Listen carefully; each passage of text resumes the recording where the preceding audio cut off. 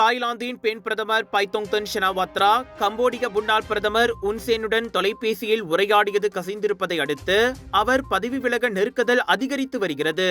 மே மாதம் நடந்த மோதலில் கம்போடிய ராணுவ வீரர் ஒருவர் கொல்லப்பட்டதை தொடர்ந்து அண்மைய வாரங்களில் அவ்விரு அண்டை நாடுகளுக்கும் இடையே எல்லை பதற்றங்கள் அதிகரித்தது குறித்து அவர்கள் விவாதித்தனர். அந்த 17 நிமிட அழைப்பின் ஒளிப்பதிவு நேற்று பேஸ்புக்கில் கசிந்துவிட்டது.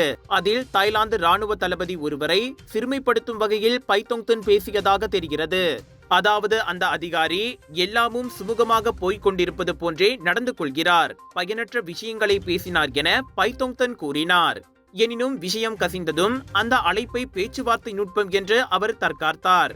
ஆனால் எதிர்க்கட்சி தலைவர்களோ அவர் தாய்லாந்து ராணுவத்தை குறைத்து மதிப்பிட்டு பேசியிருப்பதாக கூறி ராஜினாமா செய்ய அவரை வற்புறுத்தி வருகின்றனர். அதே சமயம் பைத்தோங்தன் கூட்டணி அரசாங்கத்தின் இரண்டாவது பெரிய கட்சியான பூம்ஜாய் தாய் நேற்று அரசாங்கத்தில் இருந்து விலகியது.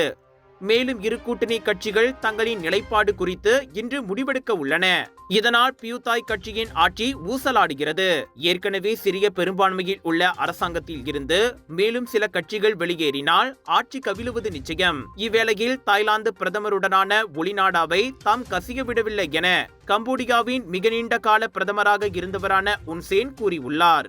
அதனை தாம் 80 அரசியல்வாதிகளுடன் பகிர்ந்ததாகவும் அவர்களில் யாரோ ஒருவர்தான் அதனை கசியவிட்டிருக்க வேண்டும் என அவர் கூறிக்கொண்டார். உன்சேனின் மகன் தான் தற்போது கம்போடியாவில் பிரதமராக உள்ளார் என்பது கூடுதல் தகவல்.